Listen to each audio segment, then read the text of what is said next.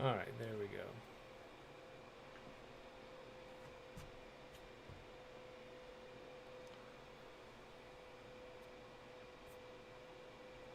Come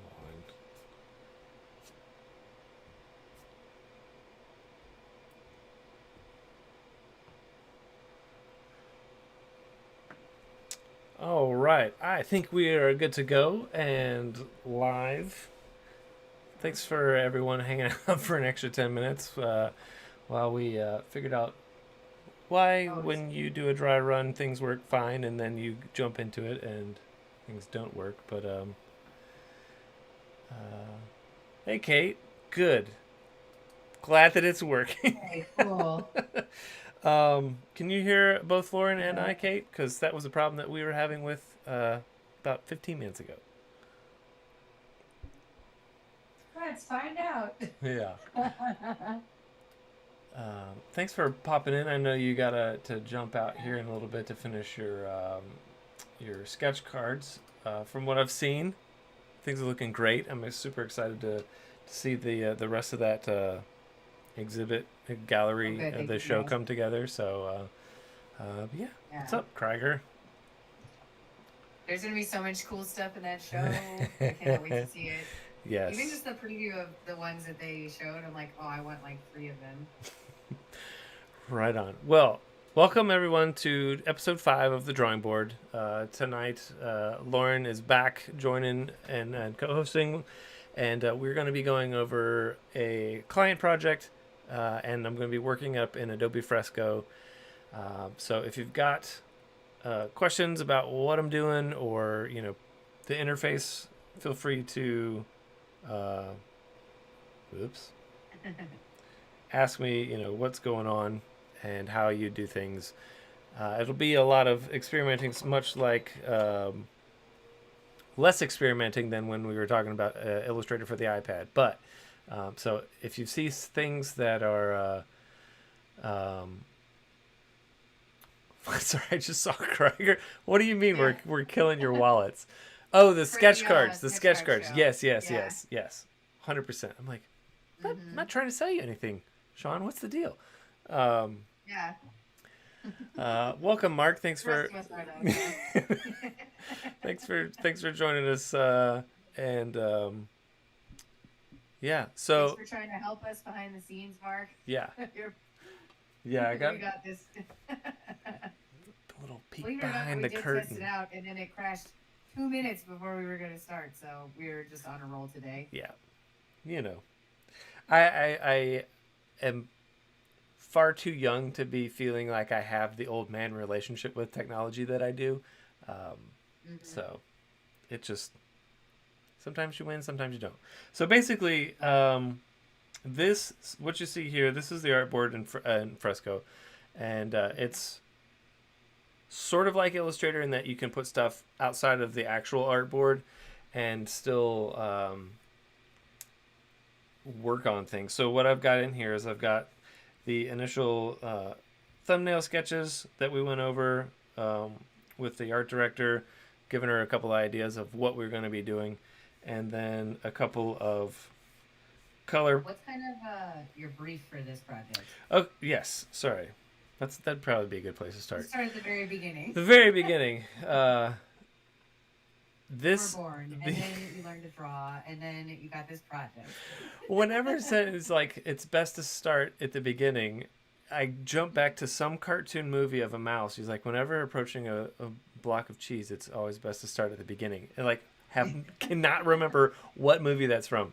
But anyhow, Guys, does this sound familiar to you? Let us know. yeah, I don't even know if it's a Disney or a Don Bluth or something. But anyhow, so this project is for New City Church, and they contacted me to help come up with some the key art for the Book of Daniel series that they're getting ready to go or they're going through right now.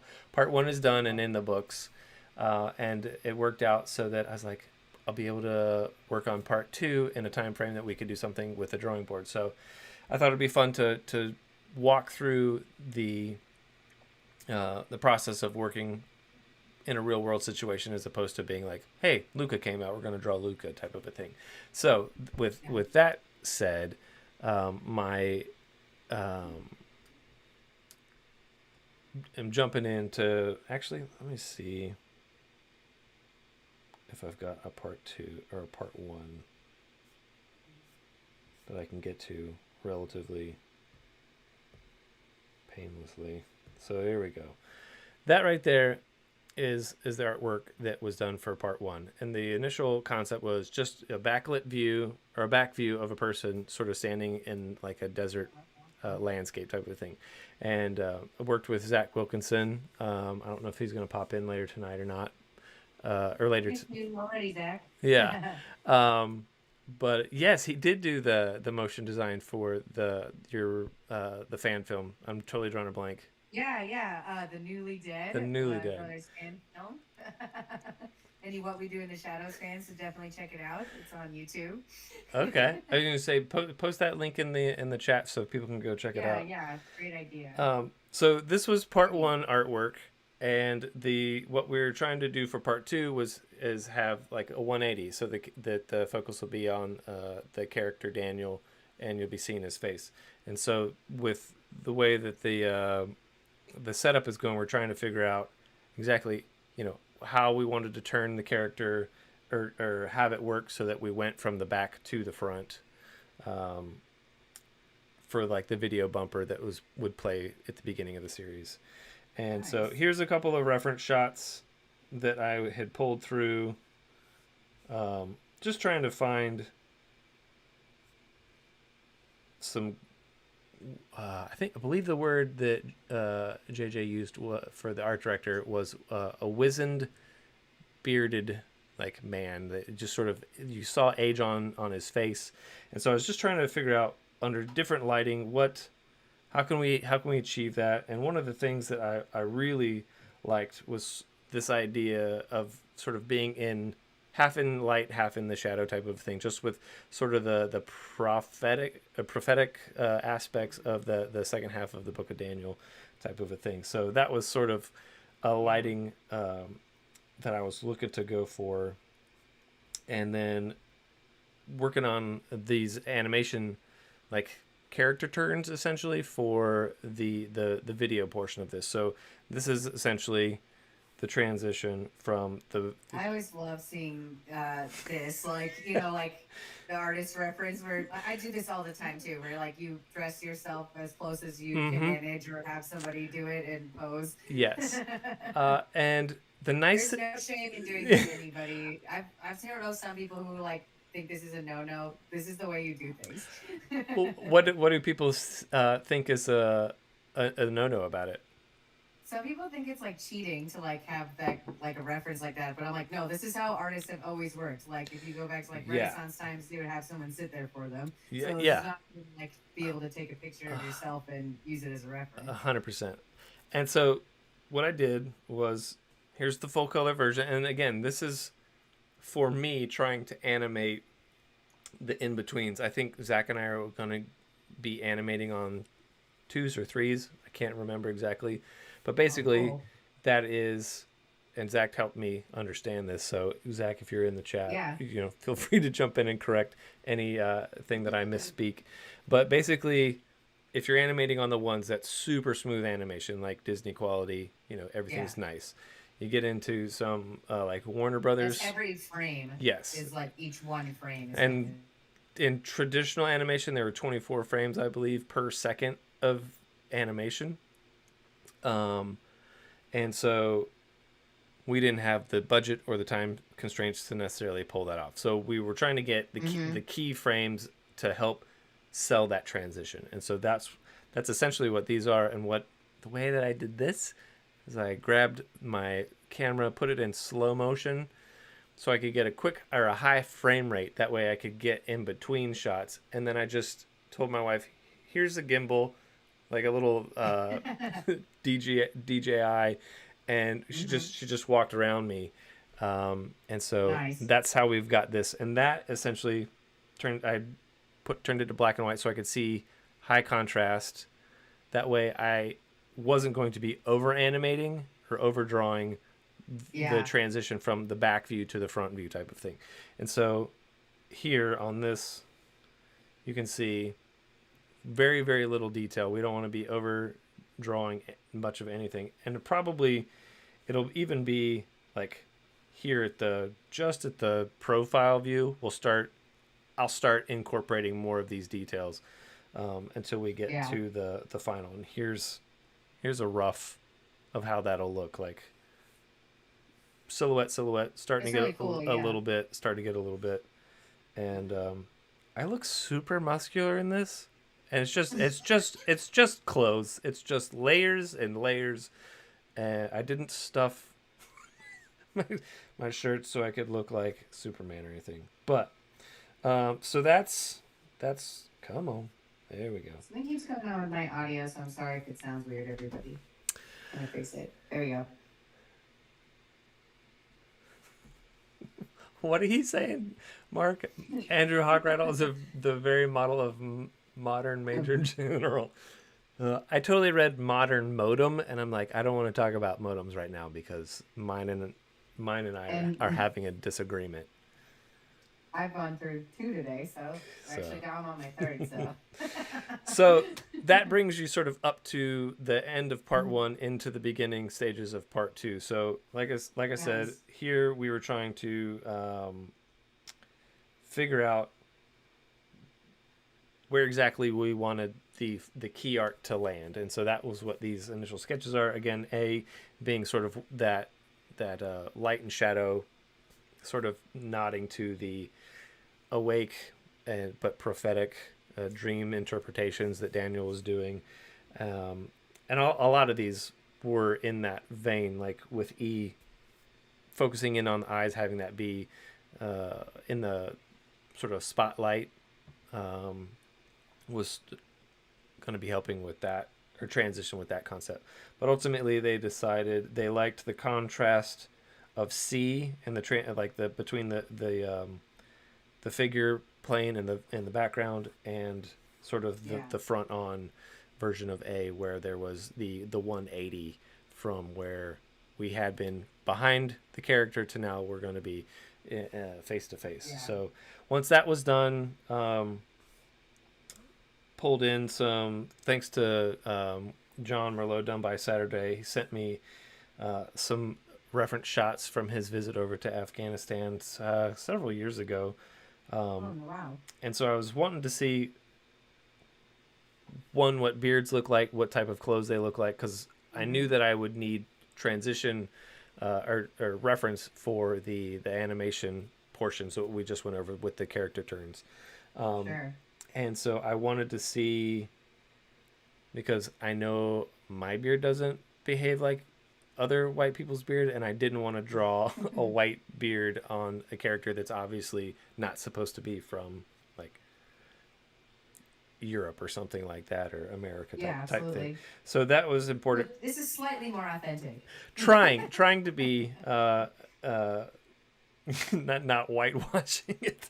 Um, No, so I think this is a very wise way to approach it. um, and again here with this character, this hit me when John sent that reference over. I was like, yes, that gives me that sort of sun and shadow looks, so that we be pulling some of those pieces out of the for the lighting here. And then after that, I did a couple of color studies just to try to figure out what was going to work, how to make the figure stand out of the background while still maintaining the color palette that would establish for part one, and being consistent. So it was one of Yeah. those like it's a lot of the wardrobes that they have are light in color because hmm it's just cooler from a, Yeah. it's not From a necessarily temperature yeah, it's standpoint, not yet. not a fashion Yes, standpoint. exactly, not necessarily a fashion statement, but from a comfortable,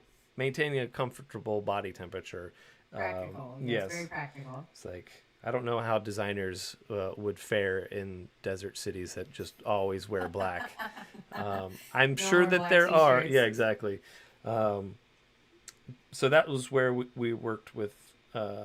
I went through these color studies, and we all agreed that we liked how the white portion, and then the red secondary garment helped pull the character off of the background type of thing. So that's what we're going to be doing So you're here. gonna go with that, yeah, left. Yeah. So, and I just went ahead and started setting up some things um, within the Fresco document. And here, so let me just take everything Yeah, lovely. back down so you can see sort of how I was approaching it.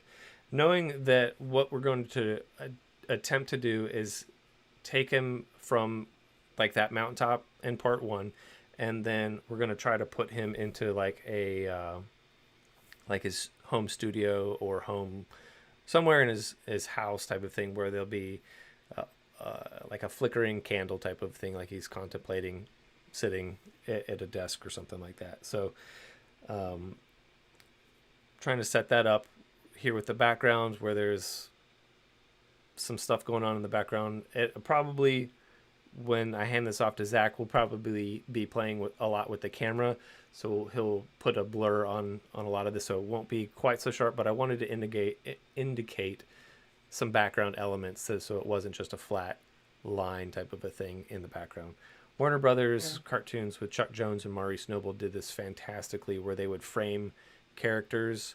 If you go back and watch any of those that Maurice Noble was doing, like the background paintings, and Mhm. you see like a Daffy Duck and Porky Pig interacting in, like, I think it's like a Sherlock Holmes one, they will have light cast in such a way in the background that all the action happens within the lit areas, where Porky and Daffy are having their dialogue type thing. Then they'll cut away, and it's just, I've always loved how they were able to do an interesting background without pulling you out of the moment, but and all of your attention was still there on the characters.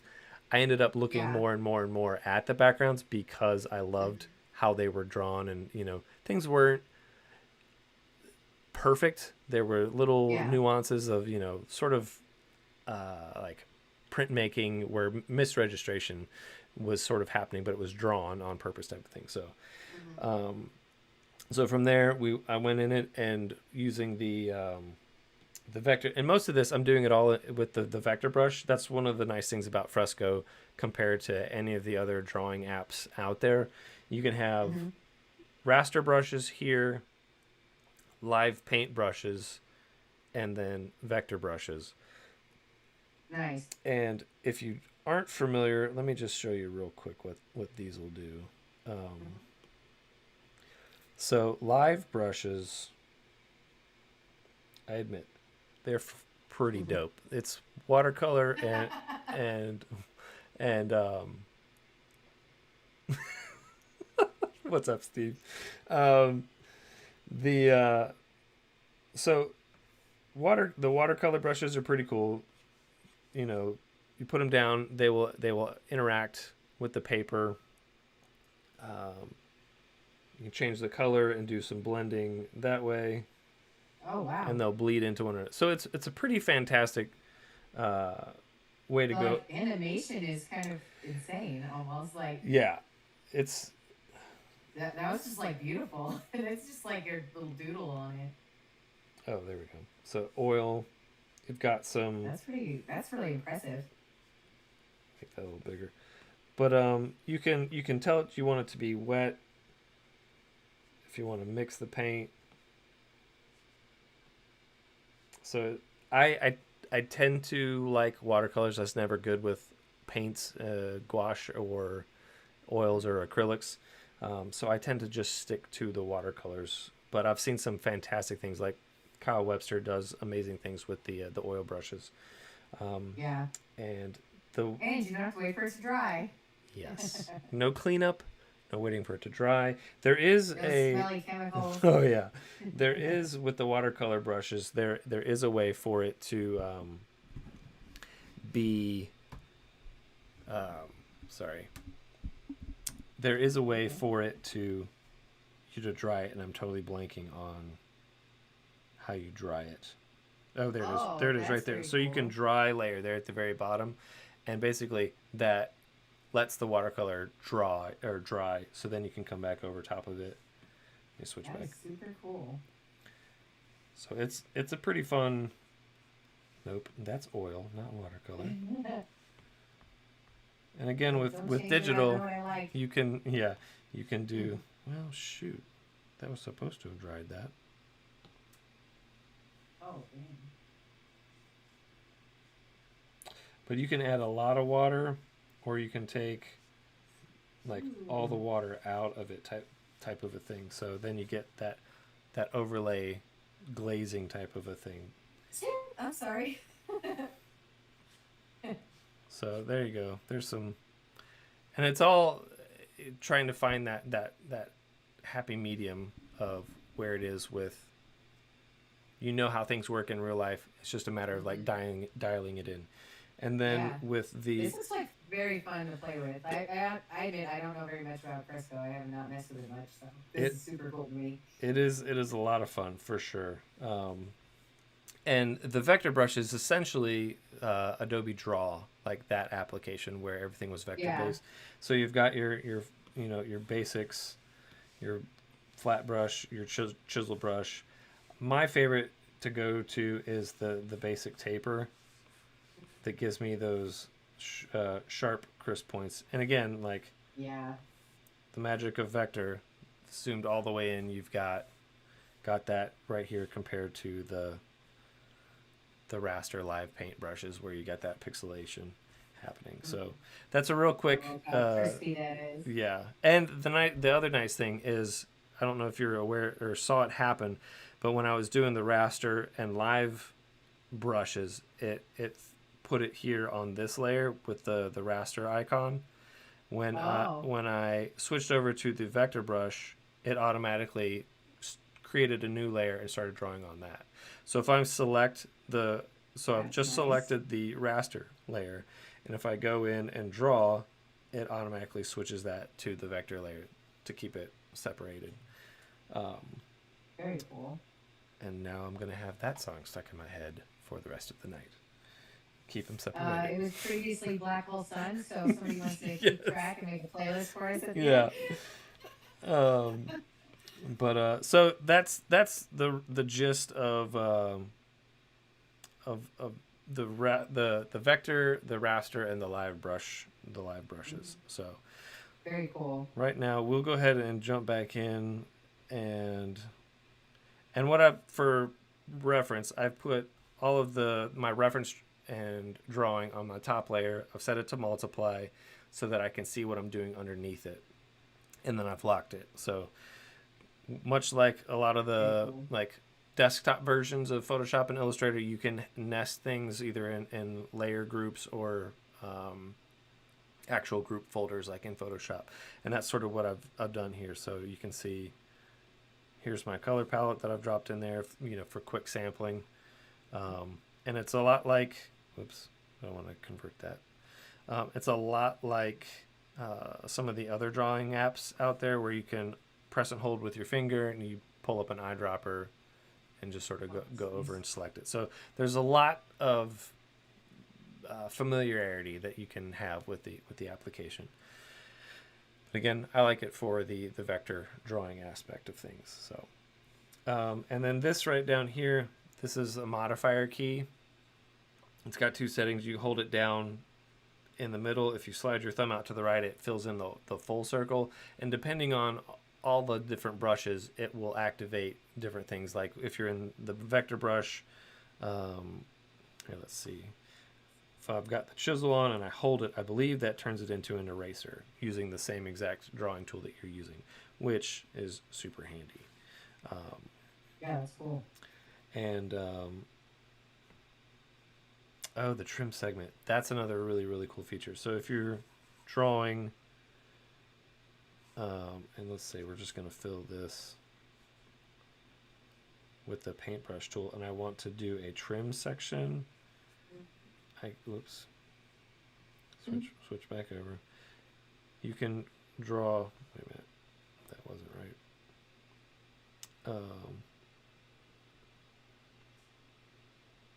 Now I got to remember what layer I put that on. I thought I put it on a different layer. Let me No lock. worries. Let me lock some stuff real quick. Okay, so we're here, and you can trim.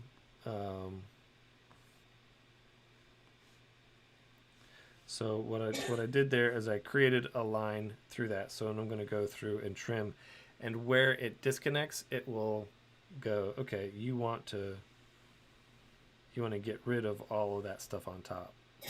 Sorry. You're good. So it's a pretty Oh, nice. oops. So with the just the inner circle, it transforms it to the eraser like that, and then you slide your thumb out and it makes sure it's there, and then it becomes the trim tool. So it's pretty versatile if you can, get it to, there you go. It's a way of subtractive drawing, essentially. So um, enough. It's like a much more like intuitive version of the eraser from Illustrator, because sometimes that like auto chops a lot of things and It you have to then does. delete the other half. It does for sure. It doesn't like just disappear automatically, kind of like you are showing here. So right now, I went ahead and started blocking out some things just so that we could have some stuff done. Walk you through everything that we've got. So right now, let me lower the opacity on this guy. Have to unlock him first.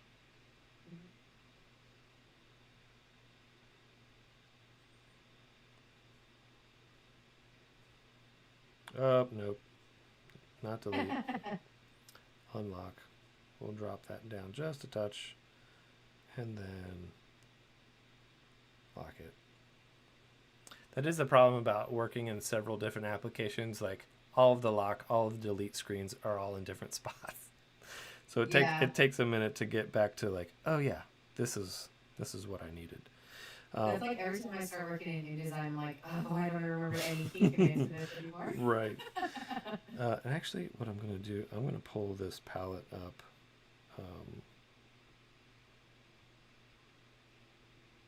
Can you not? I wish you could do that. To do what? You can't unlock a layer in a locked group, apparently. So what I'm going to do is use the move tool, bring it up. Oops. I'm going to stretch it. I'm going to put it up here so I'm not having to zoom out and then zoom back in. And then lock that group again. So we are good. Then pull the face up. Just so I can see what I'm going to where I'm going to be overdrawing and things of that nature. So I'm going to use the darkest color just to do the initial drawing, and then we'll go back in and color things up. So Cool. Does anyone have thoughts, questions, confusions about anything that we've talked about thus far? If not, I'm just going to jump in and we can talk about a couple things as well. Yeah. I'll let you know if anybody has questions. I'll read it out for you. Right on. And one other thing I wanted to pose to everyone, I had made a note to talk about this, or to get everybody's thoughts or opinions on.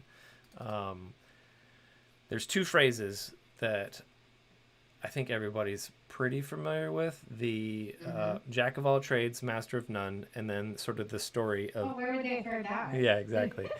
If you've been listening to the Master of One podcast here recently, Adam Rourke brought it up, and it had been on my mind for quite some time to talk about it, because I had come across the full quote of the saying. Do you know what the full quote is, Lauren? I didn't before I read this when you sent it to me, so I won't Okay. reveal the secrets. So you deserve the honor.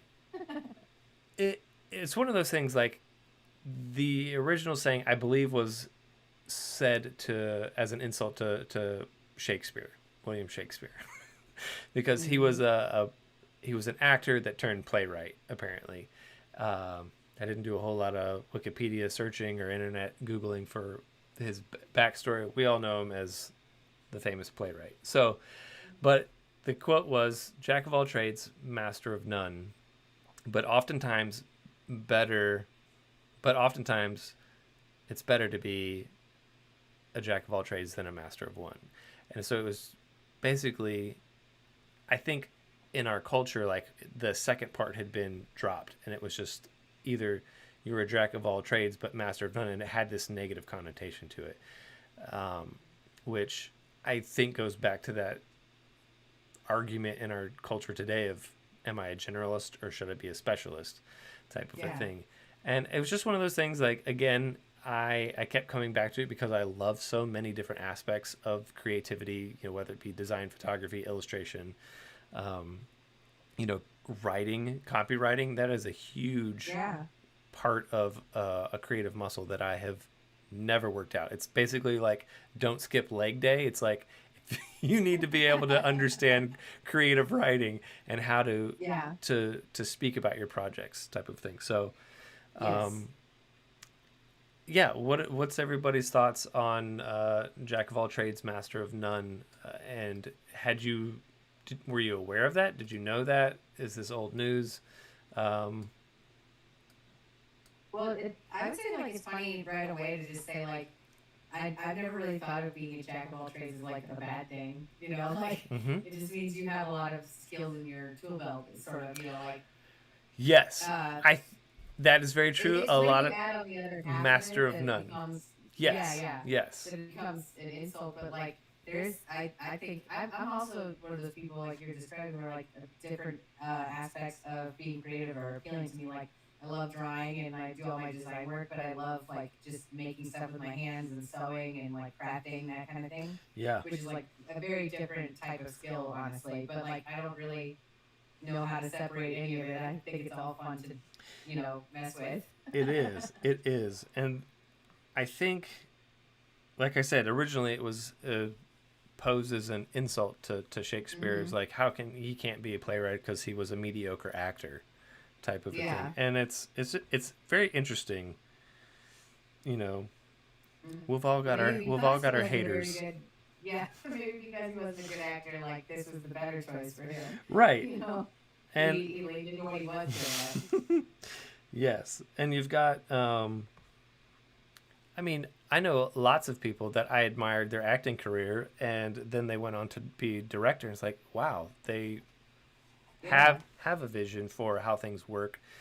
Good storytelling, good sight lines and things of that nature. And it's always interesting to watch that transition happen. I mean, Yeah, because especially like actors are, like learning from, like directors in a very different way, where like yeah, they're on the opposite side of it. So like they're watching so many different people do that job in their own different way. I think that like you must like always have opinions, like, oh, maybe if I did that, I would do it this way, kind of thing.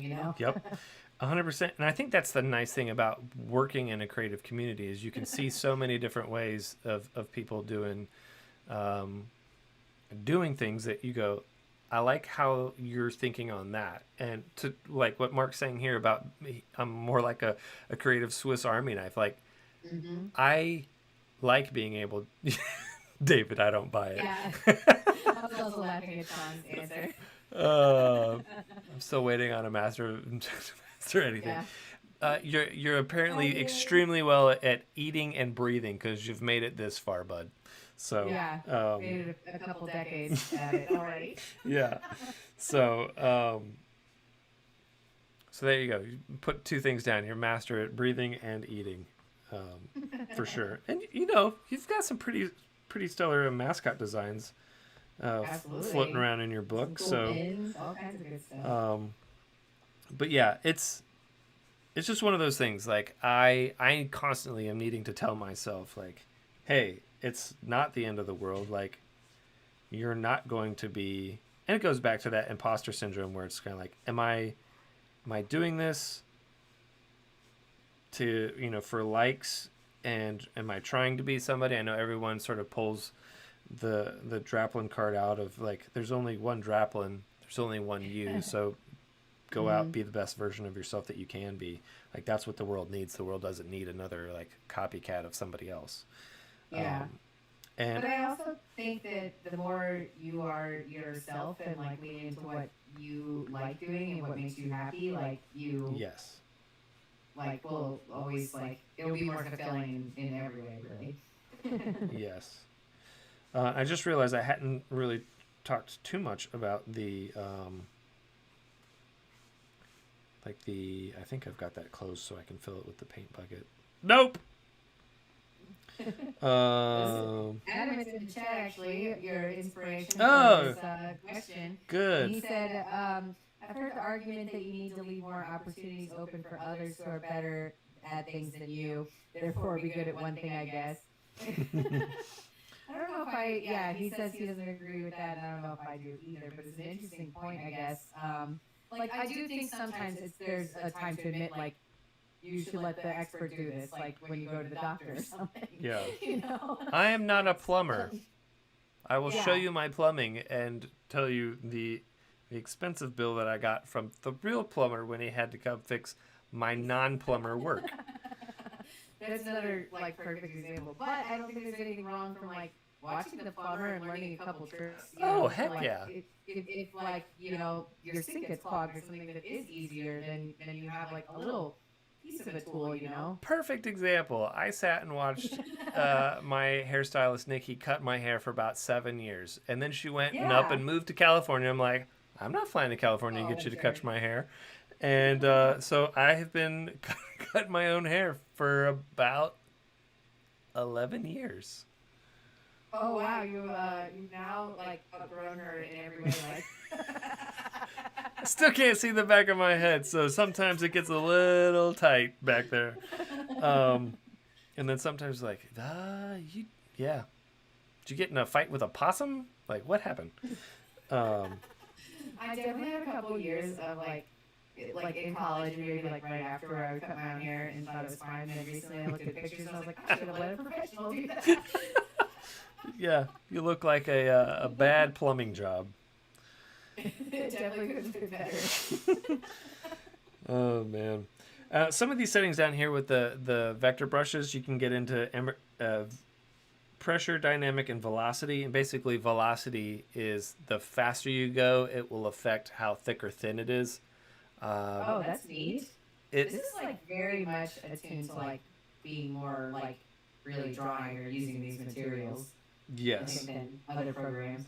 So if you turn if you turn on velocity, so I start out and then I speed up, it thins out.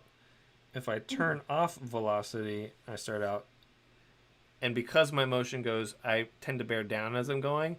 It got thicker. So that's sort of what that will do with as far as the velocity of those.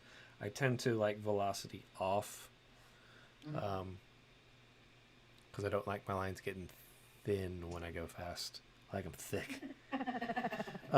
Big juicy lines. You know it. Is there anything that you do like different process wise in Fresco versus when you're in Illustrator or Photoshop, like setting up your layers differently, or is it you kind of stick to the same, just a slightly different toolbox? It's very similar, suppose, or how I would go about setting up layering. And some of that comes from the screen printing background. Sure.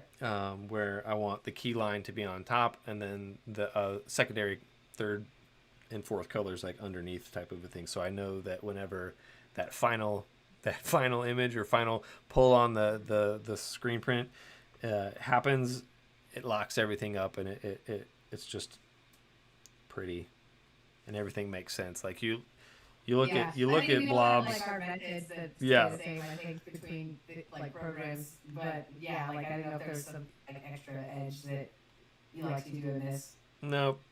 So I mean, it's like that. You when this is all done and everything's drawn out, like all these nasty little gaps are going to be hidden and stuff like that. So it's very similar to how I'd set up layering. Not an easy way to layer or name your layers and stuff like that in here, but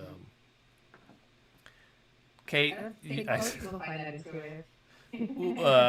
naming layers. Yeah. Why?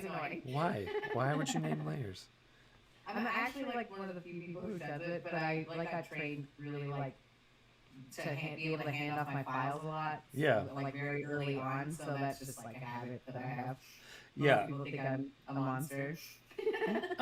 No, and the more that you are able to work with other people, the more important, and you realize how important it is. I thought I was really good at naming my layers until I worked with Zach, and I handed off to him, and he's like, "Is there any way you could name everything and break out everything that's like, you've got this person on layer 1. I need that person broken into like a head layer, an arm layer, a right arm layer, a torso, a left leg, and a right leg." Yeah, I've also had to break down some where it's like, and then the fingers and things like that, so that's tough. Yes. Um, the Apple Pencil with Fresco, you can also double tap it like you can in Procreate, and you can tell it, go into your settings and whatnot, and tell it what you want to alternate between. Right now, it's doing the brush to eraser type of a thing. Smart. Well, hello everybody. We've got more people in chat. Welcome, welcome. Did anybody else have any other thoughts about the Master of One or Jack of Master of One? You know what's really funny is I didn't even like catch it. I was just like, yeah, that sounds right. This is like, yeah, this is one of those things that I'm never going to be able to get right the rest of my life. That saying, Jack of all trades, master of none. Yeah, I'm going to be saying master of one the rest of my life. Yeah. You know that famous saying, master of one. Like, you talking about the TV show? You're like, no. Not the podcast. No, not even that one. No, it's just the one that I made up. Yeah. The other thought that I came across that was sort of in the same vein is that it seemed like culture had taken it and not turned it into mean something, but they dropped a very important part of it, and that is the story of Icarus. We all know. Yeah. He and his dad get trapped in the labyrinth, and they're stuck there, and his dad crafts these wings to get out, and he warns his son. He's like, "Don't be stupid. We're gonna fly out of here. We'll get out of here." And I remembered it being one of those things like, "Don't fly too high to the sun. You'll melt your wings." And then he gets cocky and thinks he can do everything. He's like, "Look, me, Dad, I can fly. Whoop de doo." And cutting aerobatics, Yeah. acrobatics, Like in the aerobatics. you're in the air and you're not on a trapeze, so it's aerobatics, not to be confused with aromatics. Yeah, it's different. This is what happens when you try to draw and talk at the same time. I know, it's hard. You're doing great. You're doing really good. So what I didn't realize was that what he actually told Icarus was, hold on, let me find it. And basically the way that I had understood it to be was, don't be cocky, don't be stupid, listen to what you're told, be obedient, don't disobey, type of a thing. Like that seemed to be the moral of the story, which like as a parent makes total sense. You're like, Yeah. I just want you to do what I told you to do. I'm not clipping your wings and telling you can't fly. I'm just saying, listen to me. I'm trying to save your life. But and I think that became clear as I read like the original text where he was saying, where is it? He says, "Don't fly too high, but more important, don't fly too low. If you fly too low, the waves will weigh you down, and you will perish." And like basically, like the sea spray and things like that would basically make the feathers too heavy for you to fly. And it was one of those things when I heard the second half of that, and I think it was Seth Godin that posted it, that we're essentially, I think at this point he was talking about school being a way to sort of train people to work in factories type of a thing. And there was what? I was like, wow, like this sad and probably true. Yeah, and I'll drop this link in here. Feel free to go check it out. I believe that's the right one. But it's sort of where he's challenging, like we're taught to not give everything we have. Like, I think my favorite example, he's like, everybody raise your hand as high as you can. And everybody does it. And he's like, now give me just a little bit higher. And everybody gives him a little bit more. And he's like, I asked you to give me everything you had the first time. Why? We've been taught and conditioned to hold back our best. And as he went on to talk about things, he that this point of the not flying too high, do what I tell you to do, so I can make everybody fit into it, or round peg in a round hole, and follow orders type of thing. And it became very clear, like, I think this is very applicable to creatives, where we want to do so much more than, like, companies and corporations sometimes want us to, Yes. from a standpoint of creativity, and we want to push the bounds and make things uncomfortable. Like, clients a lot of times will, you find a good client, they'll follow you uncomfortably at times, but they will realize, like, okay, you have my best interest at heart. You're trying to get me out of my comfort zone. We asked you to push us, and you're doing just that. So good clients will follow you, and I think that's sort of where the idea of, like, you pitch a crazy idea, you pitch what they ask you for, or you pitch, like, Yes. a slightly It's out it. there, and then you pitch what they ask you to, and you sort of show them, like, this is what you asked for. I think we can do better. Let's reach a little higher, and try to soar. Try to fly. Don't Yeah. stick with the low common denominators, because you're going to get eaten alive, weighed down in the muck of everybody else doing the same thing. So that's Yeah. that's where I came from, or like took away from the Icarus story. And I don't know. Am I crazy? No, I don't think you're crazy at all. Because I think, like, yeah, there's a good point of, like, I think, like, you were also started bringing this. Sorry, I'm kind of, like, forming this thought on the spot. You're good. So, like, when you work for clients a lot, yeah, they do kind of just, like, shoot down some of your, like, craziest ideas. And I think a lot of it can be really disappointing. So then you also just kind of end up, like, shooting low sometimes. You're like, well, they don't like anything. Right. But Mark brings up a very good point here. He said, so basically Dad was telling his kid, don't aim too high, don't aim too low, be average. Yeah. Average is good when you're trying to escape and be safe. Average is not good when in pursuits. You're 100% right, Mark. And that was definitely one of those things, like, it almost is worse to have that middle, be middle of the road.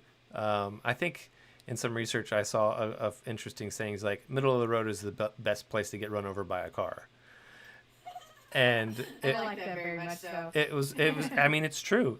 If you I mean, and for, all the mistakes you make, you usually learn something. Oh. So it's never that, like, it's a waste of time. Yeah. To try something that you've done, and, like, failure is very relative. Because, like, I think that every time that I've made a mistake, you come away learning something new to take, if go on with. if you don't learn from your mistakes, that is the problem. I believe that's where Yes, you that's get into actually trouble. much worse.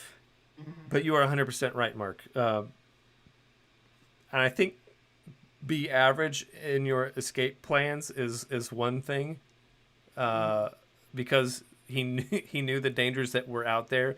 I think when you a pass-fail situation. yes, it's like, don't fly too low because you'll end up drowning. Don't fly too high because you'll end up drowning, falling to your death type of a thing. But I think when we take and apply that thinking to, like, our lives today, far too often we settle for not flying high enough. Like, there's always a little bit more that we know that we can give, and far too often we either don't give ourselves permission to do it, or we don't give just allow ourselves to do it, because we think it's going to be laughed upon. We don't take risks, type of a thing. And so those were two things that I've been wrestling with. And maybe it's kind of like something we're sort of circling around, is, like, finding the right space to take these kind of risks. Oh, 100%. Be able to experiment and, try new things, because, like, you will learn from it and grow from it more if you try different things. Yeah. So I'd love to know how everyone or what's everybody's vibe on not being middle of the road, but trying and pushing? Mhm. Do you run into um, things with work where it's like that's fine and dandy, but I'm told don't give me more than X because we're on, and I know that happens. It happens all the time. You know, I don't need you to get fancy on this because I just need it done. And Yeah. there's a time and a place for that. And I think um, if we live in that mindset, that's like a slow, sad death.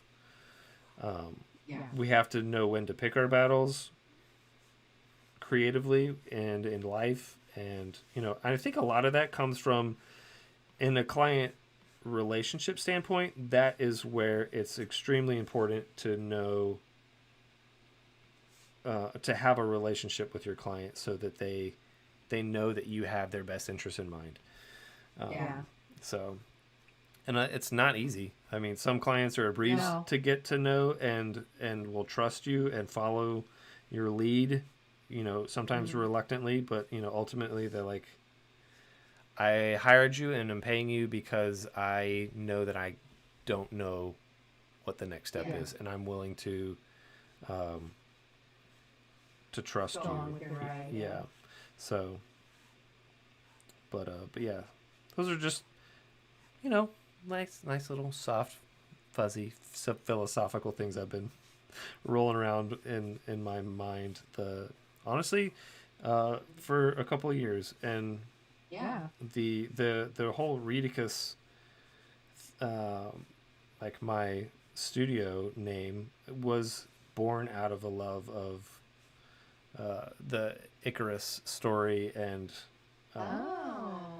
um, I wanted, you know, at the time I loved it, and I loved that he was willing. Like I hated that it was a tragedy type of a thing, like that story, but Yeah. it sort of came back again full circle with, um, you know, I got that nickname or whatnot idea Mhm. for that was my first email address at AOL.com. Hey. And so Mine was Sonic the Hedgehog related, so yours is a lot cooler than mine. um and and honestly, I at the time I got the reference wrong. Like a buddy of mine called me Redicus, and Danny Baker, if you're out there, I would love to connect with you again. Have no idea where you went, and I miss you, my friend.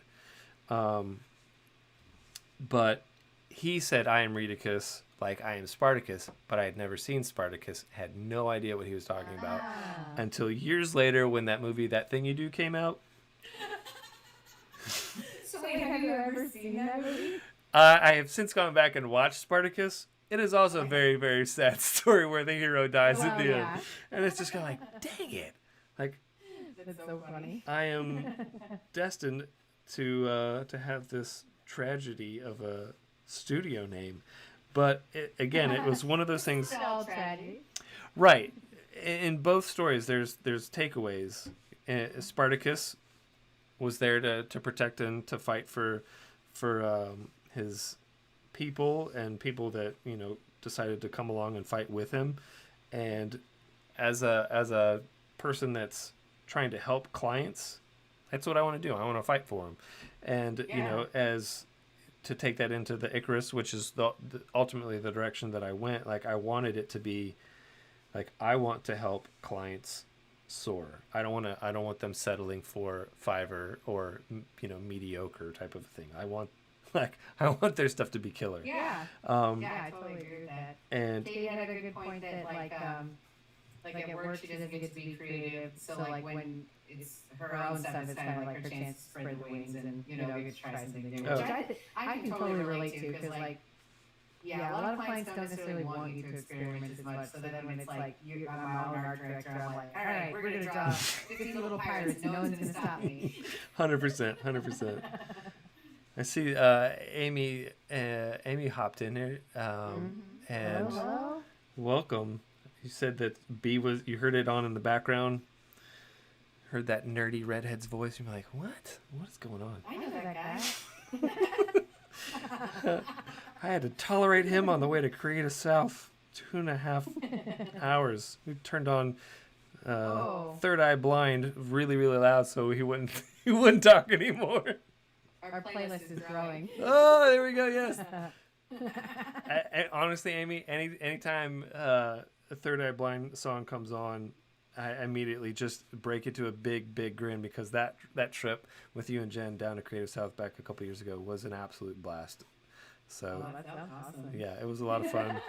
I have tried a couple times to incorporate the like, all right, we're at a hour and a half breaking point. We need to get out and do some roader size, jumping jacks, push-ups, squats, lunges on the side of the road with my girls. They're just like, Dad, you're so weird. It's like, so some people think I'm pretty cool. Yeah. And I think they've realized that I'm a little bit more cool than they used to think after watching. Cooler than the average dad. The Mitchells versus the Machine. They're like, you remind me a lot of Rick Mitchell. I'm like, I'll take that. I know there's some hardships with the daughter-father relationship, but ultimately I think it becomes very clear that everyone cares deeply about each other in the family. Oh, I mean, he's awesome. My best. That's definitely a compliment. Yeah, my favorite part is when he's like at the top at the end of the movie. If you haven't seen it, just stop here, go watch it. Yeah. I'm gonna second that. It's so good. But and it's also about being creative. Yes. And, like, embracing your weirdness.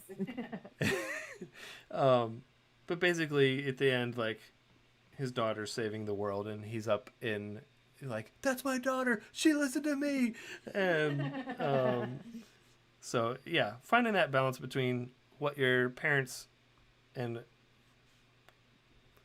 counselors in high school and I was actually talking about this with a buddy of mine today at lunch about counselors in college. They'd be like, you should really look into doing this as a career. It's like, did they have any idea what they're doing? Yeah, exactly. It's like, I don't want to. Do I look like I would be good at banking? I'm in art because math. I was gonna say, what did they throw at you? Yeah. I'm trying to remember. There was one of them had me agriculture. Okay. Yeah. They're like, he has a beard. You could be a farmer. I appreciate that you think that I had a full-on beard in like high school and college. Yeah, I just literally am picturing you being the exact same as you are. I mean, I still laugh at a lot of the same things. You're just 17 instead. Yeah, I was gonna say there's some validity in the fact that guys never mature, they never grow up. We do still laugh at things. Fart jokes or whatnot. People taking tumbles. America's Funniest Home Video. I mean, I will laugh all day long. Still on the air, and everybody likes it. So. Yeah. Really, we're all not immune. I mean, it's funny because it happened to somebody else. True. I mean, I have to admit, like, the older I've gotten, the more I cringe watching it. Because I just don't like watching videos of people getting hurt. Oh yeah. And I'm like, no, they're going to go to the hospital after that. Yeah, that's the realization of healthcare. And I know how much that costs. Yeah, exactly. And the fact that you no longer Amy, I don't know how you talk and draw at the same time. Like, you are phenomenal at it. Me? No, Amy. Oh. Amy Hood. I've watched a couple of live streams trying to figure out how you do it. What's your secret? We have to practice more. Yeah, I was like, don't ask me to do it because like I'm always the one like doing like both these things completely separate.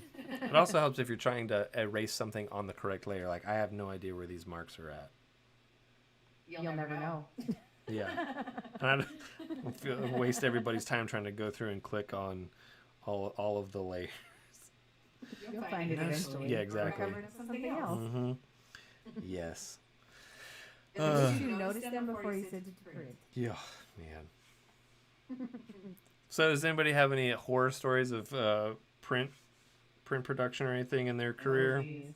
I'd love to hear them because I got a couple. Hmm.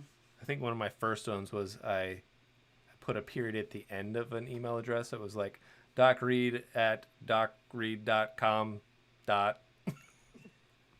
And my boss, he was just like, "Why did you put a period at the end of this business card?"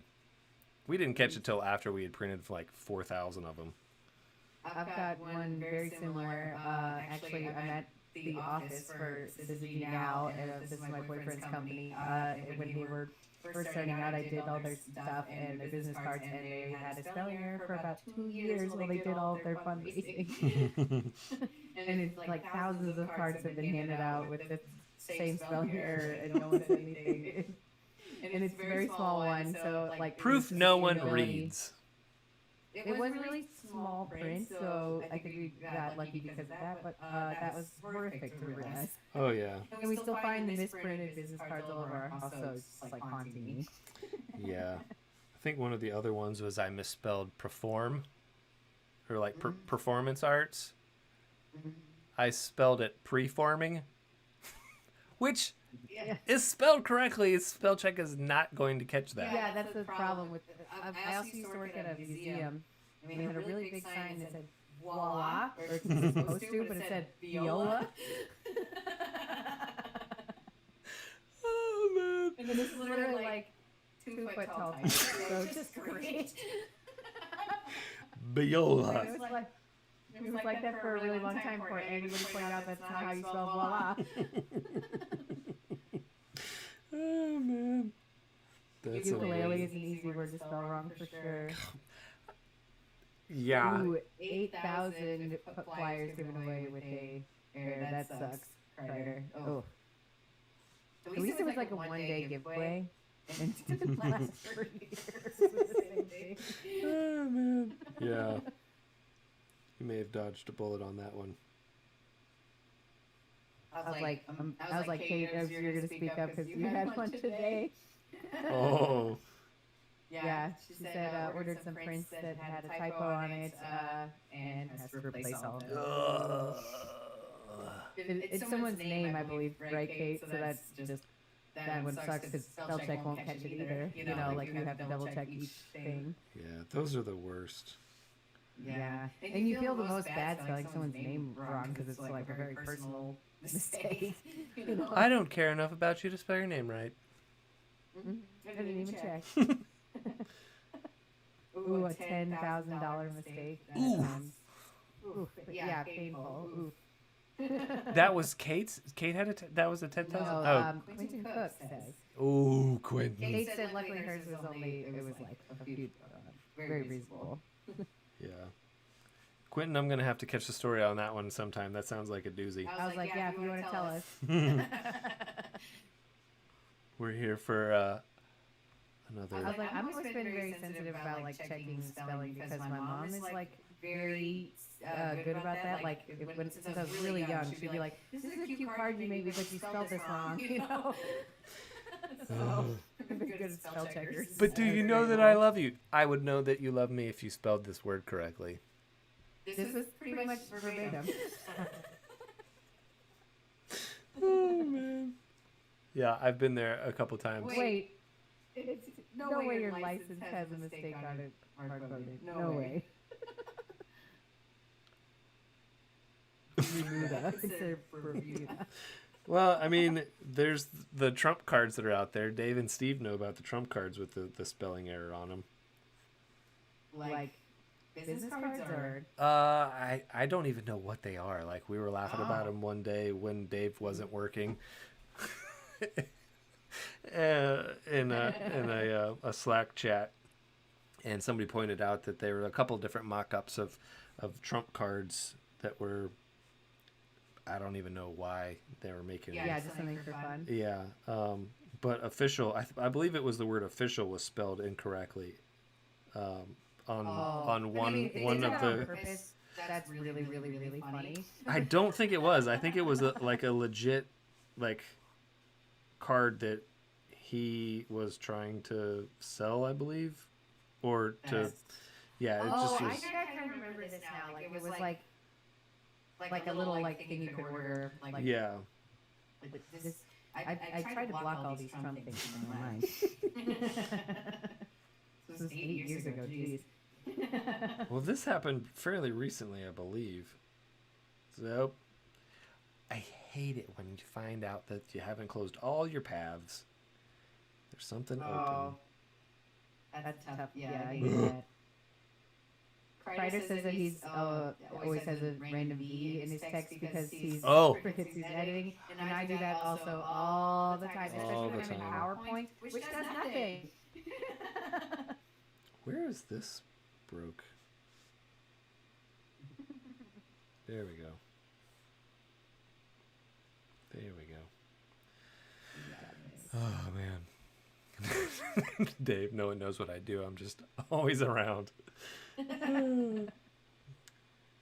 It's because you're so proficient at everything that you do, you're always there to help others soar. Ooh. Just like we were talking about with yeah. Icarus's story. Mm-hmm. He's He's the Gary Oldman. Just disappears into each role. I'm totally. Was he serious? Black in Harry Potter? Yes. Like that and the Fifth Element are like the only two movies that I can. He's in so many movies. Of course, Snape is iconic. He's in Dogma. He's in. That's a really weird reference. But a great role. That I don't. Was Alanis Moore set in that movie? Yes, she plays God. Great movie. Oh man, I No, totally forgot about Not that as movie. good as Mitchell's versus the Machines. No, but definitely not. Dogma is great. So let me ask this: how does In the Shadows, or what is it? The Vampire in the Shadows? What we do in the shadows? How's that stack up to Mitchell's versus the Machines? Is it a apples and oranges comparison, or? I mean, you're asking me a tough question because that's like one of my favorite things in the whole world. I know. Here with the hard-hitting questions. I mean, I'm gonna have to put shadows above that. Okay. But that's just like a true place in my heart. Gotcha. Oh, we were confusing Alan Rickman and Gary Oldman. And Alan Rickman. Alan Rickman is Snape, and who we were just talking about, and Gary Oldman is a completely different person. He is the one who did the element. So we were half right. Isn't Gary Oldman Sirius Black though? Yes, Sirius Black, not Snape. Which is Did I say Snape? I think I said Snape. Okay. I mixed it all up in my head. I was like, my wife's gonna give me a beating. Guys. Yeah, I was like, this is a sad day for me. I got like all of that completely wrong. Your Harry Potter card has been revoked. I know. You no longer have access to 9 3/4. No longer access. Oh man, love it. Whoopsie. Oh yeah. Man. That reminds me of the Andrew Hockrattle story. What is that story? Whoopsies. He was recent. I didn't know about this. He was recently on per our last emails podcast. I believe the Hoods were on like 2 weeks before, but they were talking about like mistakes as well that happened in their career, and he was talking about a drawing a duck and a chicken, and combined that into an unfortunate word that he said on live on the internet, and he was just like, whoopsies, and then just sort of jumped right back into what was going on, and acknowledged it, and then jumped right back into to everything else that was going on. Mm-hmm. So come on, Phil. We've all been there. Oh yeah.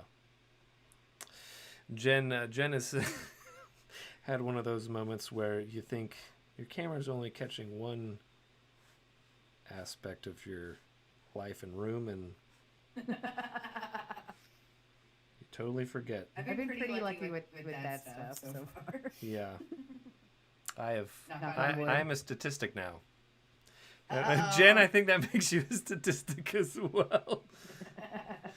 Uh, Jen was nice enough to go. I think something's happening in the back of your house. I think you're.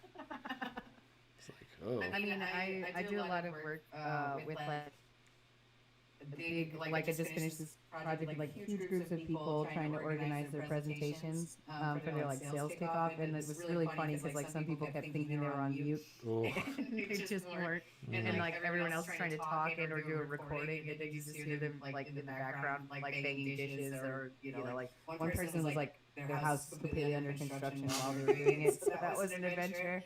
Oh man. Yeah, you gotta love those. It's kind of like, hey, thanks for giving us your undivided attention while we're. I was like, yeah, we only asked for. It took us like 2 weeks to schedule this one meeting where we get you for 30 minutes, and we couldn't even get you to pay attention. But oh well. Yeah. That was a whole lot of that project. Yeah, and I don't think you're alone in that either. I understand though. It's like, it's like doing a meeting for a bunch of people's kickoffs and like they're taking turns doing the video setup. It's not exactly always interesting. Yeah. But how's everybody in the chat doing? Looking pretty good. We got any more horror stories of print jobs gone wrong popped up? Not really didn't discuss yet, but willing to hear fields more if you guys have got some. Or just interesting client stories, all that good stuff. Oh yeah.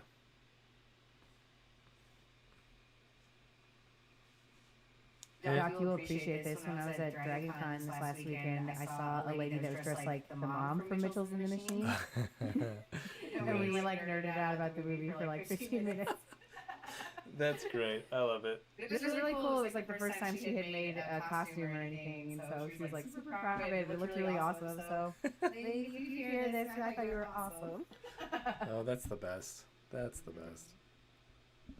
It was super cool. I always love seeing like all the people that like finally are brave enough to get dressed up for the first time. Always like have the best time. Yeah. My kids were asking me today, like, Dad, what are you going for as Halloween? I'm like, Ooh. I haven't decided yet. I need to make a decision. Get started. It's already September. Exactly. I think this year I might actually be able to throw a Halloween party, so I'm quite excited about that. Nice. I think if anybody has met me, they know that I love costumes, so Halloween is a big deal in our household. Basically, is replace Christmas as your favorite holiday. Replaced. It never left.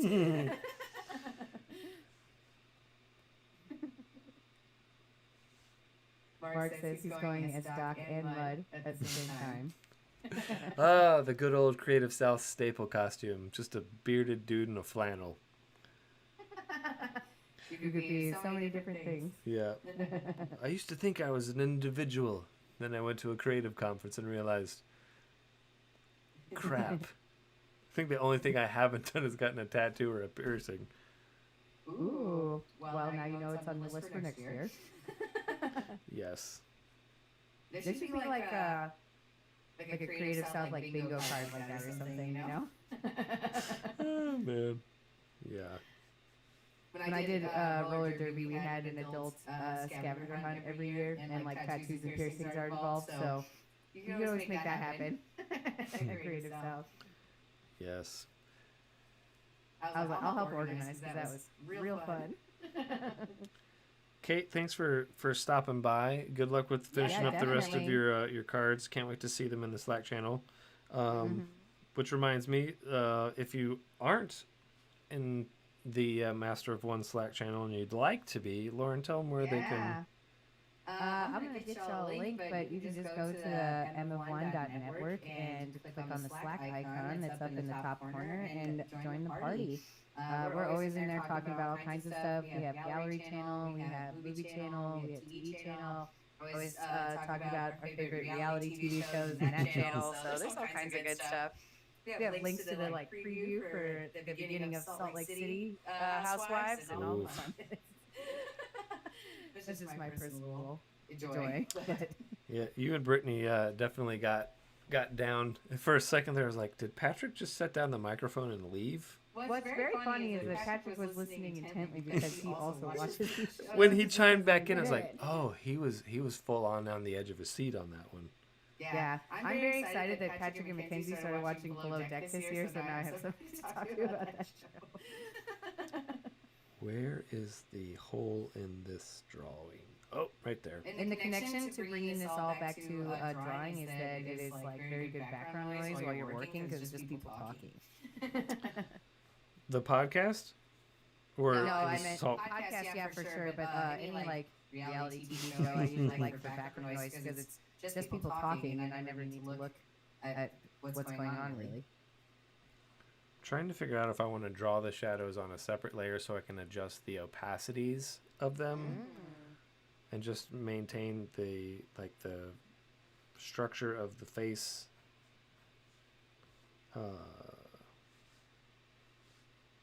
It's an interesting idea. Like I realized, There's a lot of shadows though, so now you're kind of stuck Yeah. with a lot of them. yeah, I mean, I'm a big fan personally of the way that you're doing it, but that's also how I draw, so I'm just partial to that type of process. yeah. I don't know. Like I will over noodle. Oh, I mean, don't we all? We're getting down to the last like half hour. Okay. So if anybody has more questions on like, oh hey Zach, made it, Hey, you rang. we're talking about you a minute ago. You just missed it. We were talking about how good you are. But we were, I totally lost my train of thought. Sorry. But if anyone has questions about Fresco or anything, let us know for sure. Yeah, definitely. If I don't know, I'll make something up, and then you can try it and be like, "He's full of crap." How did you get this job after all? Yeah. Do the other masters know that this guy's a jack? He only has one skill. Lying. You heard it here, folks. Oh, Zach, you were teaching earlier. I hope that your class went well. Zach, I watched the like trailer for your class basically, and I wanted to take your class, so Yeah. I hope it's going really well. Yeah. Have you fixed it and put the more you know star streaming across at the end? Ooh. Very reading rainbow. Mm-hmm. I was also looking for you to go like pull a LeVar Burton. I was a little behind, sorry. Whoops. I still hope he becomes the host of Jeopardy now. I do think that would be an awesome Yeah. play position. I know it's all messed up now, but hopefully they make a good decision in the end. What happened? I knew that he was up for it, and then I heard like there's a bunch of I've been like in and out of the news of this, but they had him and a bunch of other people. Potentially they were going to be the host, and then they picked someone else. And it turns out he's like a horrible asshole. So Jeez. I don't remember exactly what they did wrong, but seemed like some not good stuff. So then it was like now back to looking for a new host, I guess, is where I think things are at. But I've been out of the loop a little bit since I was traveling.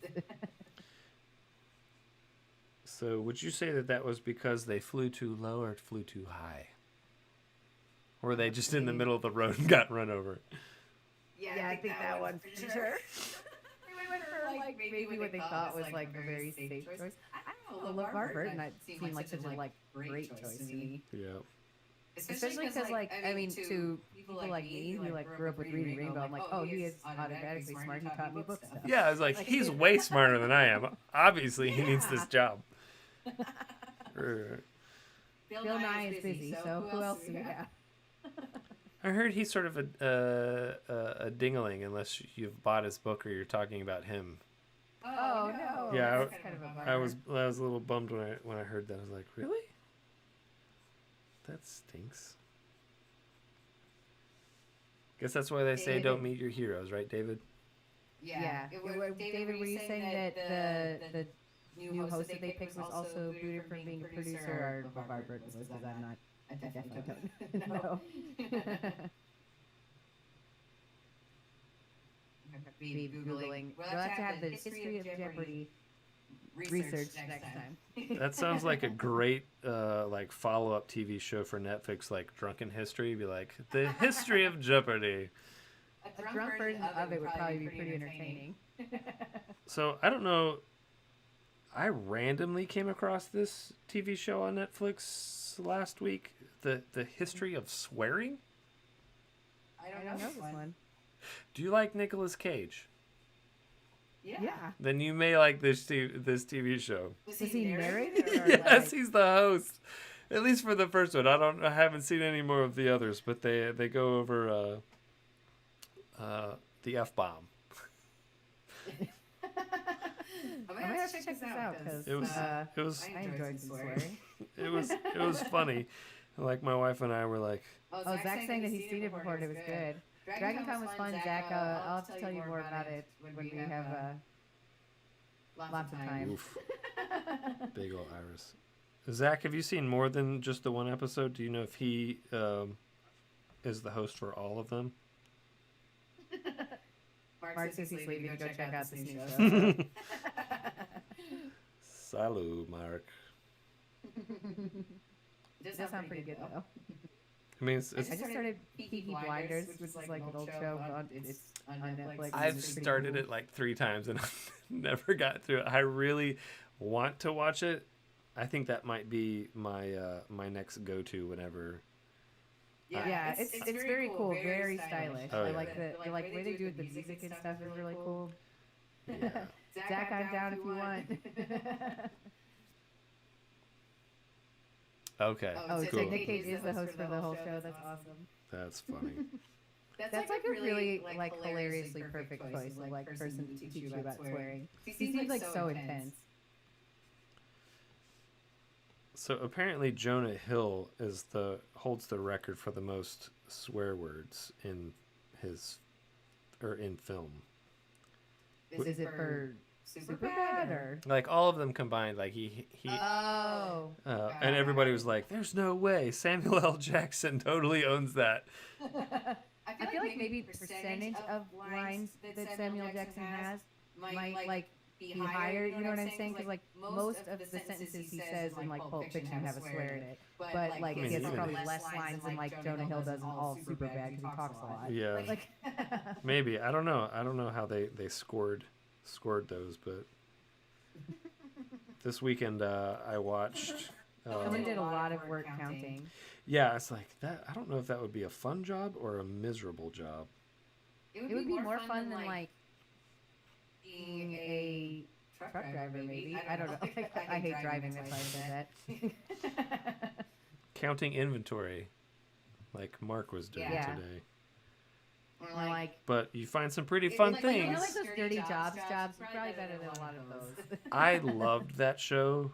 I did too. I am, Whatever happened to Mike Rowe? What are you doing now? he I'm is. back on TBC. Is that where he started? Yeah, there's like these really funny videos of him trying to sell like those like precious moments figures and stuff. It's just like yeah, it's some really cute babies. Look at them go in a circle. Like Oh man. it was like so late at night too. It was. I'll try and find them. Send that to you. Man. Yeah, he's a big advocate for like trade schools and not messing with college tuitions and getting into debt and not being able to like make a living when you get out of school. Yeah. Well, I mean, think of his like job as just seeing all the weirdest, most specific jobs in the world. It's like, oh yeah, maybe you learn a thing, you can get a job. You know. Yep. Like we discussed at the very beginning of this episode of the drawing board, like I am not a plumber. I tried, and it made it worse. Yeah. That's That's definitely definitely something to take take advice advice for. for. Oh, that's funny that so many of your students use Nick Cage to make memes exactly like that. He has a very memeable face. He's a very memeable person, really. This is true. This just seems like such a exaggeration of like a person. Nick Cage is a caricature of a human. Mm-hmm. I did really enjoy him in Face Off, though. Yeah, I want to see that new movie Pig, where he is like trying to get back to Pig or whatever. It basically is Like El taking the El Pig, Camino, but less Clint Eastwood's violent. El Camino versus Babe. That'll do Pig. Get off my lawn. Give me my pig back. I really do want to see it. I've heard it's pretty good, even though the name is very silly to me. Just calling it Pig, but it's intriguing. Well, this is like a truffle pig, right? Like that smells truffles. Yeah. Okay, yeah. Yeah, like it's like he's a restaurateur or maybe ex-restaurateur. I'm not like totally sure because I haven't seen it yet. And he's like trying to get the pig back that has been kidnapped from him. I don't know why. It's a pig napping. Or how. Yeah, pig kidnapping. Wouldn't that technically be a pig in a blanket? Perhaps, depending on your kidnapping method. Well, obviously you throw a blanket on a pig if you're trying to tackle him. Pig in a blanket. Oh yeah, Mandy is another crazy Nick Cage. Mandy? Wasn't that Arnold Schwarzenegger? No. Nick Cage in Maybe the newer movie when he's just kind of like a little crazy. Remy old boy a little bit. What was the post-apocalyptic like Arnold Schwarzenegger film? I thought it was Mandy or something along. Is that the one where he's he's a zombie thing, right? And like with his daughter or something? Yeah, it's yeah. Okay, hang on. I'm gonna try and Google. It's not Mandy, it's Dandy. Maggie. So close. I appreciate the gold star for participation. Didn't close. Maggie really is very close. I mean, I have 4 children with 4 different names, and I can't get them all right. Zach says the Arnold Schwarzenegger post-apocalyptic movie we're all thinking of is Jingle All the Way. He's right.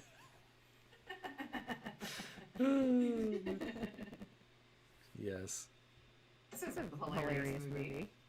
From what I remember. If there was a mashup of Elf and Jingle All the Way, like, would that be good or would that be horrible? It would be great as like a short, you know, like it was like a 10-minute sketch or something.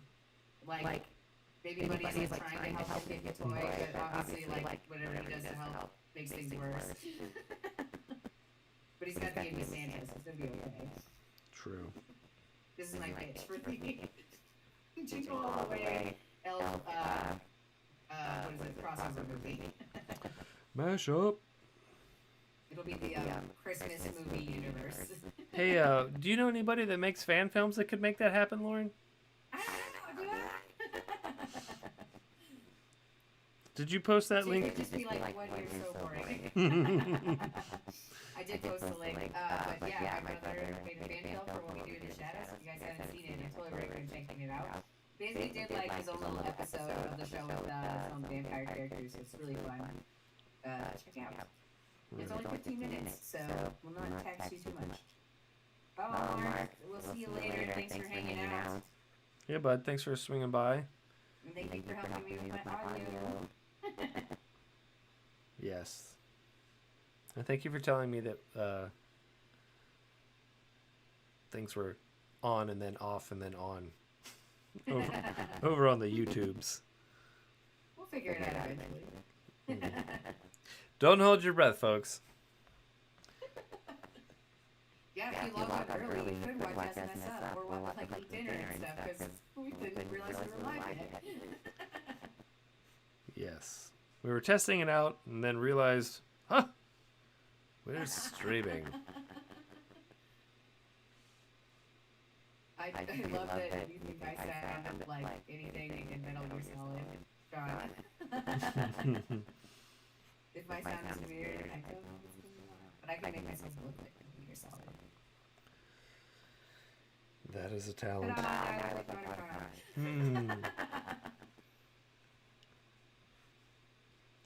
Oh no.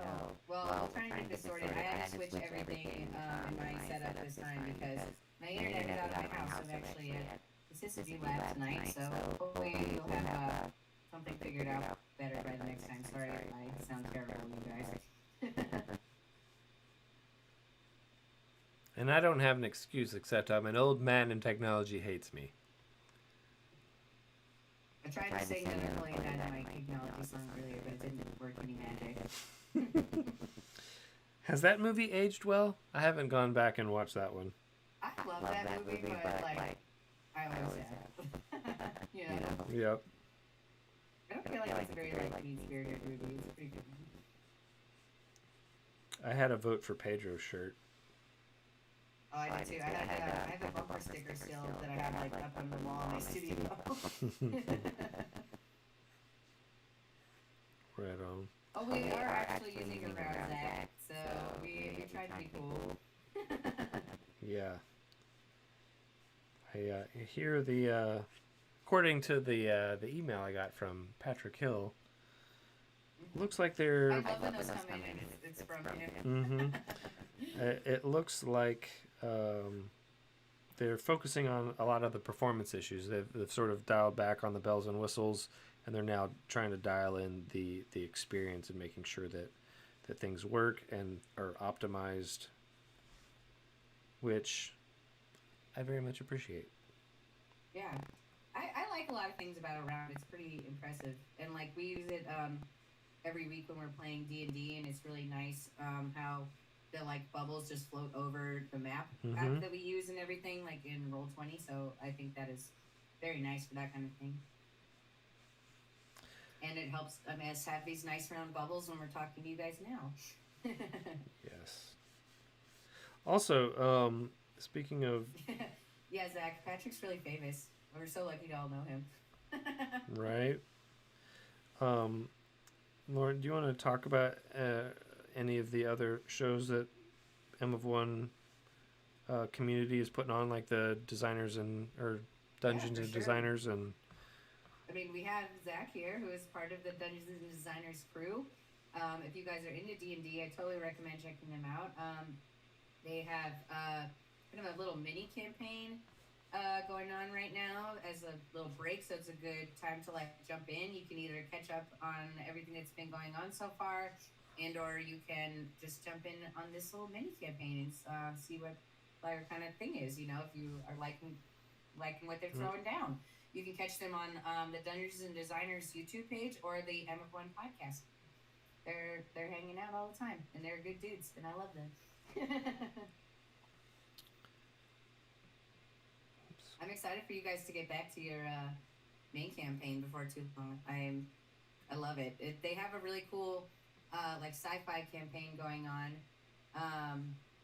and it's really fun, I think, because like D&D, everybody always assumes is like, you know, fantasy, and so them having a sci-fi one has been like super fun to like kind of, you know, see how that's been going and how different it is, and like kind of use magic in a sci-fi setting, which is also like something fun that I don't think is done enough.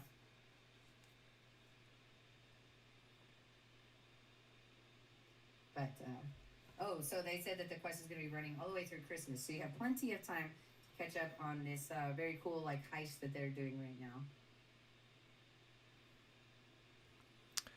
I just realized that your audio was coming through my headphones and the computer that's sitting next to my microphone. So if there's been an audio echo the entire time, that's on me. And I have no idea. Again, technology.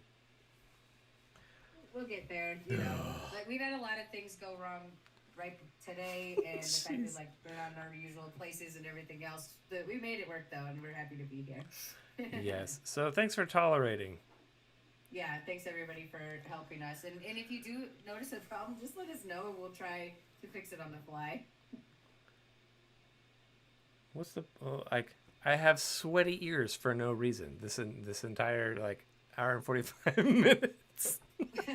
You probably have the same problem I do, where like your glasses get pushed in because of the headphones, and then you have that little like dent behind your ears. Oh yeah. Yep. The very same. The very same. Oh, and Zach also says that they're doing a How to DM episode coming up with Andrew Cole and Nice. Will, so that is going to be really fun. Yeah, I'm excited to hear that because I've been scared to try that. Yes. You were not wrong, Steve, about nice job, Doc. Nice job. I was thinking that to myself. I'm like, I can't believe you did that. Like we tested it, got it to work, and then when we go live, it breaks. Okay, this is the day that we were meant to have. Yeah, I tell you. So has it been super echoey? Not from where I'm hearing it, but I'm listening to it through around. So yeah. I will let you know when I check later. Jeez. Bunch of no talent. Oh, I shouldn't threw up on your comforter. That sounds both cute and gross. Oh, Zach, I'll get you hooked up with a Gonzo print for show.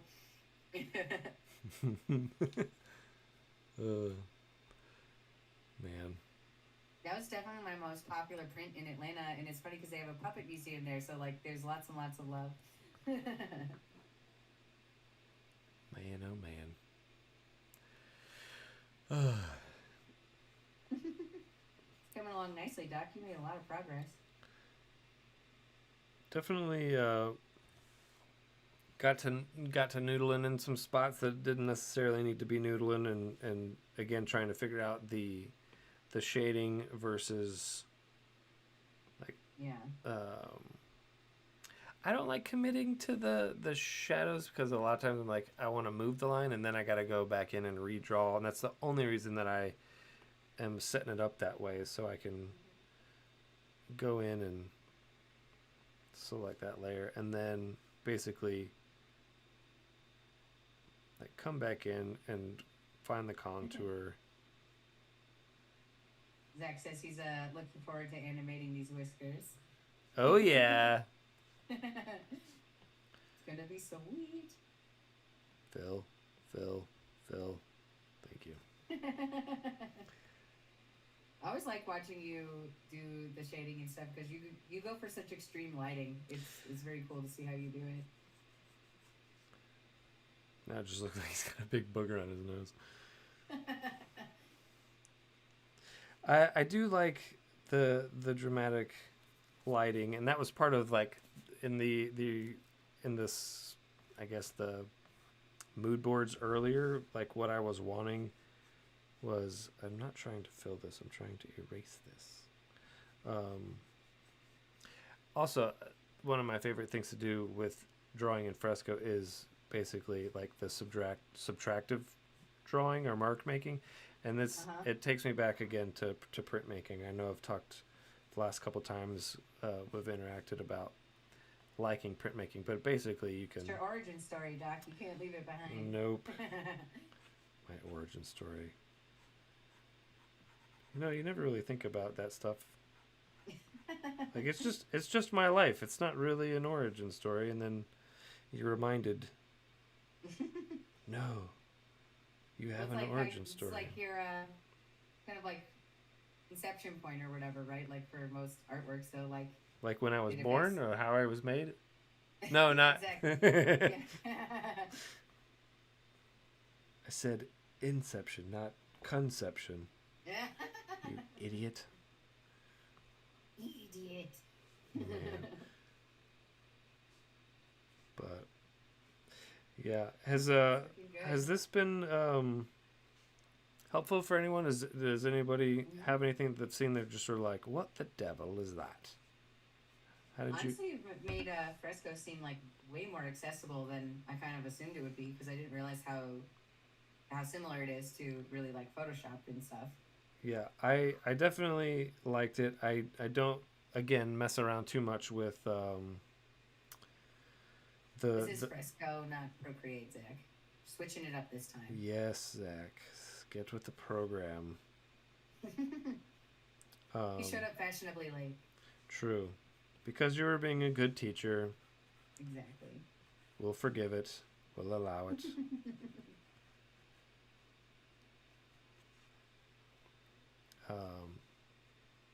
But yeah, so you can go in. I will say the least favorite part of this process is actually converting it to Illustrator, because I think they're working on cleaning it up so that it is not just like a bunch of blobs. Like essentially this is the blob tool from Illustrator. Yeah. And by the way, you can pull out these little dock things if you want. Oh, that's nice. I don't like doing that. I use my other thumb to run up and down the left-hand side of the board. But if you like it and you want it to be right where you're drawing, so you don't have to move your eye from here to down here. In my head, that was funny, but it just was me. I was also trying to read the chat, so I'm sorry. No, you're good. But yeah, so Okay. I definitely like the vector elements and aspect of Fresco. It definitely works with my workflow better. Oh, nice. And basically allows everything to be, set up. If you want to do, in my case, screen prints and stuff like that, like you can easily take this into, Illustrator, knock out your separations and stuff. Oh, that's right. I've got it on the basic round instead of the taper. That's why.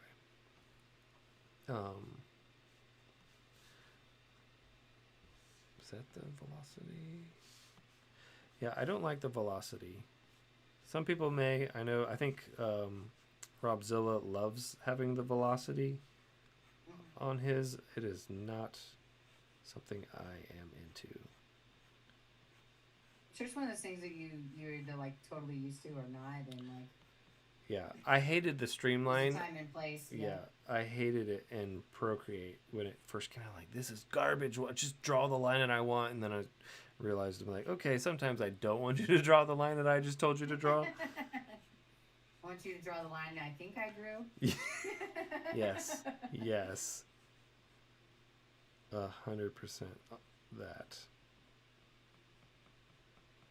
Yeah, Zach, the velocity thing that Doc is talking about does adjust the thickness based on how fast you're moving. So if you're faster, it will be a thinner line. Yep, you can go in and... Doc wants them thick lines. I like the thick lines.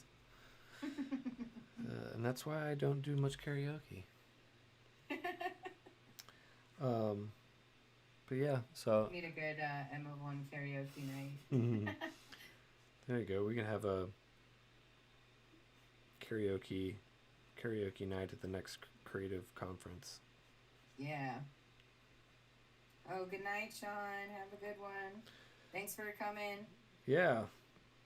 Thanks for swinging by, hanging out, sharing your horror stories of the all of our stadium blunders. Nightmares. Yeah.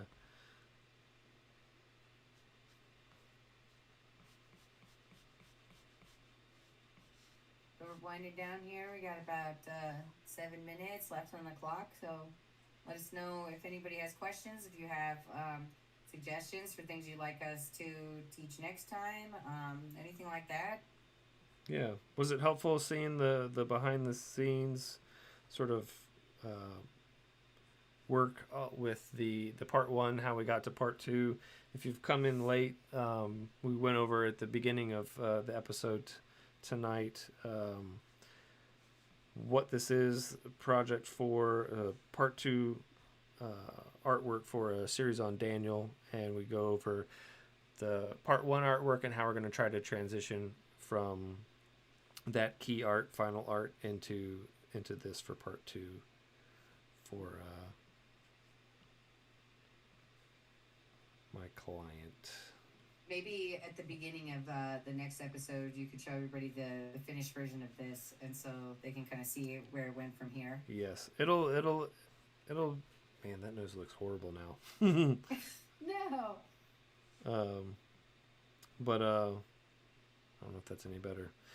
But yeah, there'll be a lot of noodling and getting shapes dialed in and things of that nature here in the next little bit. But this is again the workflow.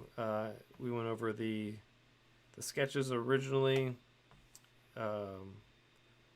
For these were the thumbnails I sent off to the art director, getting some feedback on what she thought about how we wanted this to be framed up. And then after we picked the direction, we liked A, and then went and did a couple of color studies, just trying to figure out what worked, what didn't, how to pull the character off the background, and then some references that were shot and photo bashed together to try to get a look of a character so that we could do turns. And then I think that was here we did the character turns to try to go from, in part one we see the character's back, and in part two we're going to see his face, so we wanted to try to transition from front to back. So but yeah, I can't wait to see it all finished. Zach, I have not shown them the animation for part one. I don't know if I have that loaded up. Let's just make sure to show it next time, maybe. Yeah. I'll pull that up for next time so we can see how part one, where part one was when we started this for part two, and then we can show the actual animations that you and I worked on together to bring about the transformation from part one and how we got the character turns in and then landed on this key art. So, but I think that is gonna do it for us. Also, if you come across any topics, sort of like what we were talking about earlier tonight about the two sayings and what you've you give me the middle finger in chat, Zach. I'd love to know, some more thoughts if things percolate in the next, a couple days or whatnot, and drop me a note in, Slack, or, hit me up on Twitter, or wherever, Instagram. I'm on there as I am Redicus, and Lauren, you're on there as Not Cool Co. Is that Instagram absolutely. and Twitter, or are you primarily Instagram? I'm in everywhere. Okay. As Not Cool Co. I'm just not TikTok yet, but I'm getting there, edging closer. TikTok, good old TikTok. But yeah. I gotta keep up with the youths. Yeah, I can't keep up with my modem, and it's attached to the wall. Yeah, well, we're getting there one step at a time. Yeah. So, but yeah, we'll show you the beginnings and the ending of the videos and how it all came together. But yeah, thanks everybody for tuning in and for joining us, keeping us company, and we will see you next time. Questions that they want to shoot at us later, find us on Slack, find us. We're easy to get a hold of, and we love chatting about art with all of you guys. It's great to have you. Definitely. Hit up the mof1.network, and there you can see past episodes of all the podcasts. I think some of the episodes have now gone behind a Patreon wall, just because of just our unedited episodes. Okay. The regular episodes, you just get extra swearing and mistakes and fun stuff, like kind of our intros and stuff when we warm up. You can hear all of that in our Patreon episodes. Yes. I was thinking of the ones that Patrick had to get rid of them because they had music in them that was getting like a copyright strike or something like that. Yeah, those I think. We did move those on Patreon. You are totally right. Okay, all right. Yep. I forgot about that. So the you can get access to a whole bunch of stuff up there on the Patreon, and you can get to that through the mof1.network as well. So all of our links are conveniently found there. Yep. But until then, thanks everybody for coming around and hanging out with us. Hope it was helpful. You learned something. If you didn't, thanks for hanging out anyway. But if you've got some ideas that you want to dig deeper into in future episodes, hit us up. Let us know how we can best help and keep things interesting for you. So until next time, I would say don't fly too low, but always soar. Beautiful. Don't get too close to the sun, though. Don't be stupid. Soar within your good, healthy boundaries. Not in the middle of the road. You started so good. No, I did. This will be edited out, and it'll just be a sound bite for the patrons. Exactly. It's the way Thank the cookie you so crumbles. Much, everybody. Yep. All right. Have a good evening. Thanks, everyone. Bye. All right, how do we stop this stream? You're not supposed to say anything because they can still hear you. All right, everyone. This is us signing off officially.